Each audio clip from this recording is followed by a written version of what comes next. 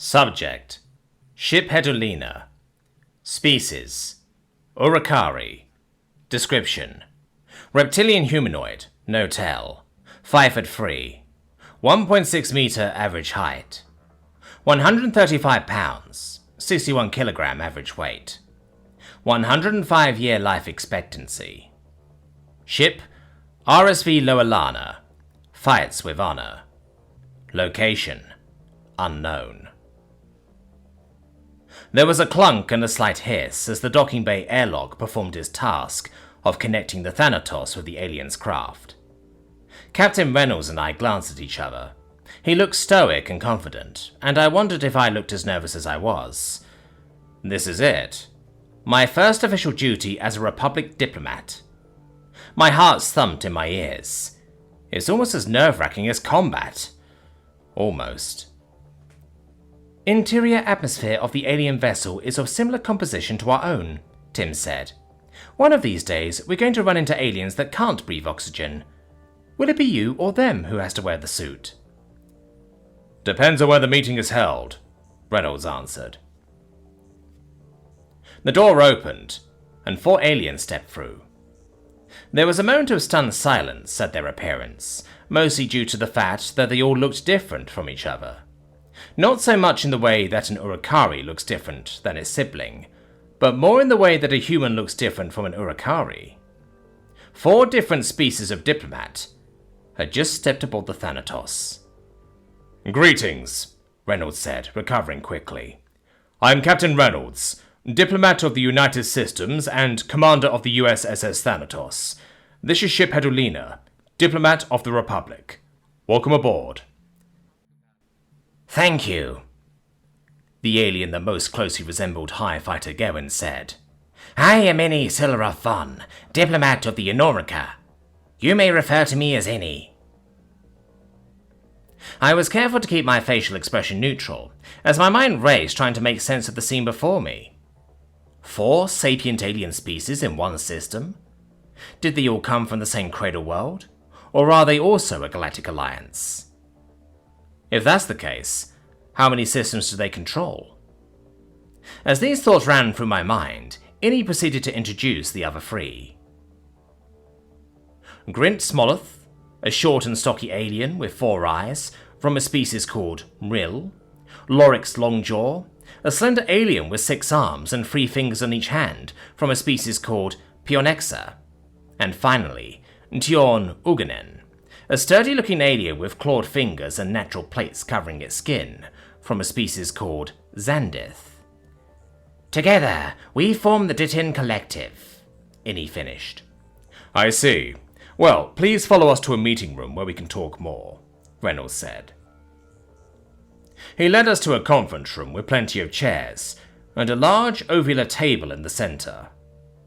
I sat opposite to Reynolds, at one of the sharper curves of the table, and the alien ambassadors filled in around us. 2 to my left and 2 to my right.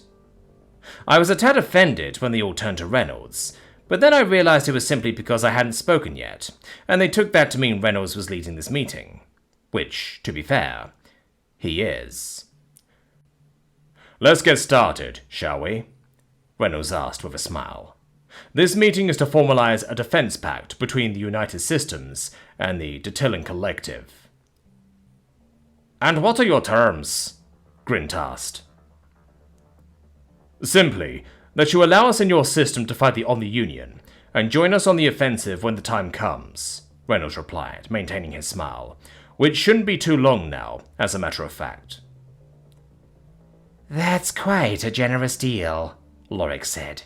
Too generous. You offer us salvation and an end to a war that has no end in sight, for free. You're either attempting to deceive us or you're woefully naive. Neither is the case, I assure you, I interjected, remembering everything I learned about the United Systems all at once. The alien ambassadors all turned to look at me, likely due to the shakiness in my tone, rather than this being the first time I spoke. He's right, Reynolds said. We are neither deceptive nor naive. I believe the reason you came to that conclusion is because you misunderstood our terms. Once we begin our offensive and the Omni-Union stops invading your system to try to fight us off, it would be all too easy to consolidate your forces and start rebuilding. That's what any reasonable government would do. However, the price of our aid is to send those forces forth to take the fight to the OU. Reynolds' speech gave the ambassadors pause. They looked at each other and contemplated for a few moments. I apologize for my accusation. Lorix broke the silence. Now that the terms have been clarified, though, I do have further cause for hesitation. You offer aid, but in what form? This ship? Reynolds grinned. Omega? A fleet has been mustered and will be inbound once the pact is signed. Omega suddenly materialized in the center of the table. They are currently at full strength. All 4 diplomats tensed, and despite myself, I joined them. Both Omega's sudden appearance and the reaction of the diplomats had somewhat startled me. I quickly recovered, and Omega looked directly at me with its head slightly tilted. Mocking me, no doubt. Acting confused as to why I would be surprised at its sudden appearance, disregarding the fact that it had intentionally tried to be a source of fear. When I had first encountered Omega, the meaning behind its avatar had been lost upon me, but now I knew what it meant, and I now know that Omega loves to scare people. I narrowed my eyes at the skeletal hologram. Holographic communications. Interesting. Not very power efficient, though. Tjorn ran a claw across his chin. Omega, you appear to have a similar structure to my people. If you don't mind my asking, what species are you? I am a human-created artificial intelligence in service to the United Systems, Omega said.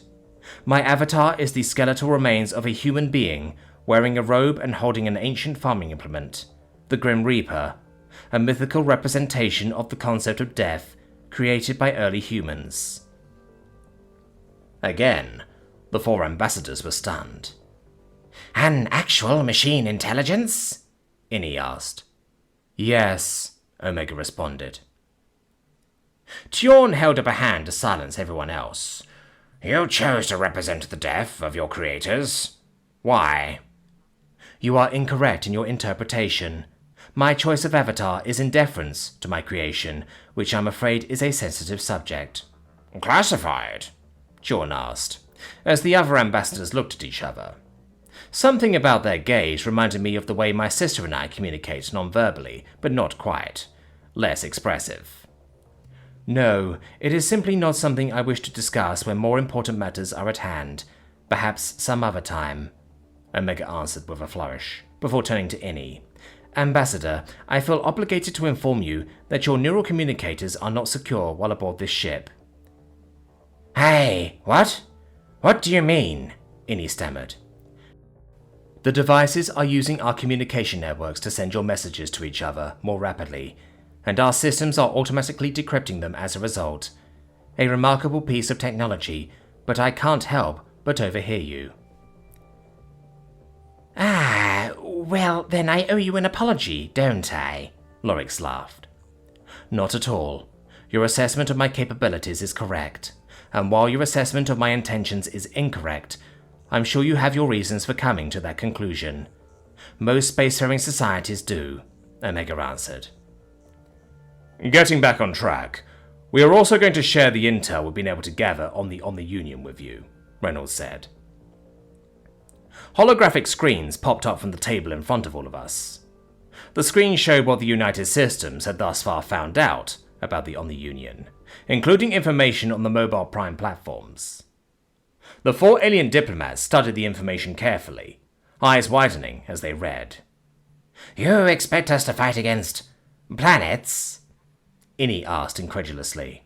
No, Reynolds answered. We will handle the mobile prime platforms. However, we are going to need assistance against the massive number of standard vessels that they employ. That will be your task during the offensive, along with our other allies, of course. I can't help but notice that these primes are artificial intelligences like yourself, Omega, Grint pointed out.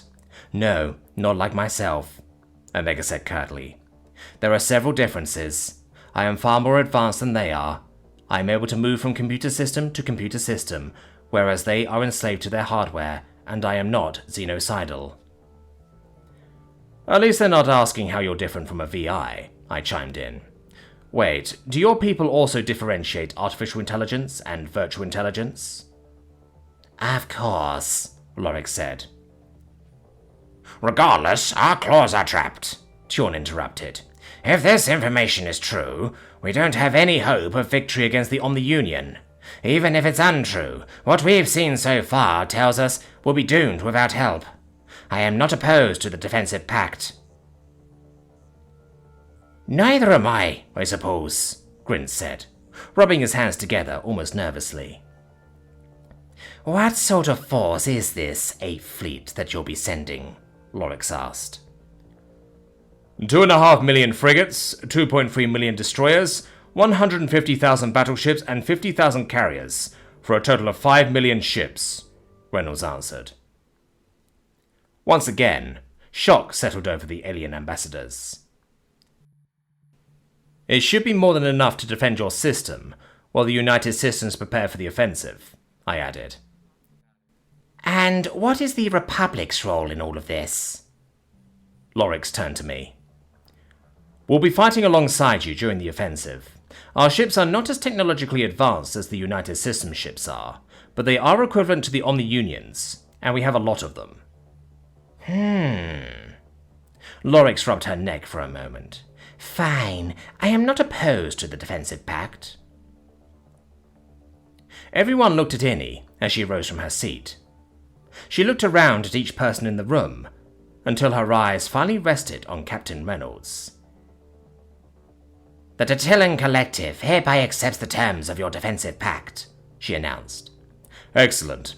Please sign the document on your screens, Reynolds said, as the screens changed. You may stay aboard the Thanatos if you wish. Tim will happily give you a tour and show you to your quarters if you do. If you'll excuse me, I have other duties to attend to. He rose from his chair and looked at me, silently asking if I was going to join him. I slightly shook my head, indicating that I wished to remain, and he left the room with a knowing smile. Thank you, Omega said, as the ambassadors finished signing their screens. I've notified High Fighter Gowan, and 8th Fleet will arrive shortly. Excellent. I see the Republic ambassador has remained behind, Innie said, as she turned to look at me. He must wish to speak to us. I nodded. Understood. Request Tim's presence when you're finished, Omega said, and promptly disappeared. Ulina, wasn't it? Lorik asked. Yes, I answered. You said the Republic will be fighting alongside us during the offensive. If that's the case, why are you here? Part of the agreement between the United Systems and the Republic is that any first contacts with species that are capable of withstanding the Omni-Union feature both a US and Republic ambassador, I replied. In case we want to join one or the other, Grin chuckled. That's part of it. The other part is that we don't fully trust one another yet, I explained. What do you mean? Innie asked. Standard paranoia, mostly. We just met, I explained. Our histories, cultures, and even governments differ as well. I actually wanted to ask about you, if you don't mind. Go ahead. How many systems does the Tatillan Collective control? Just the one, Grint answered. You all evolved in the same system? I asked incredulously.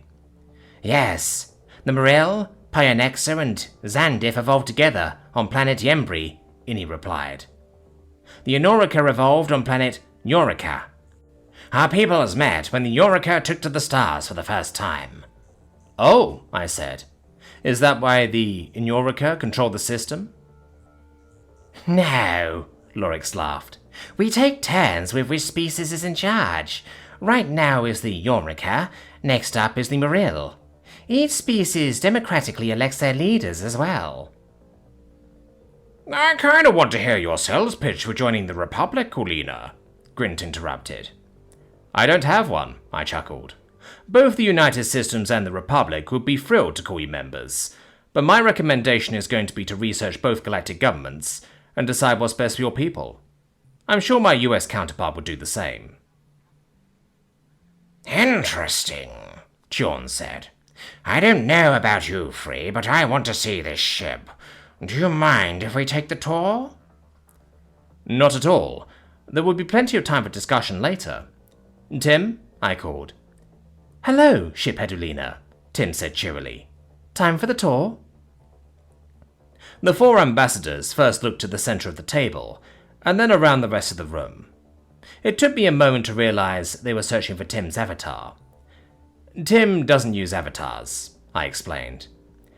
I sure don't. I think they're kind of creepy, pretending to be something I'm not. No thanks, Tim said. Please exit the room and follow the floor lights to begin the tour. We all stood, exited the room, and I watched as the ambassadors followed Tim's lights.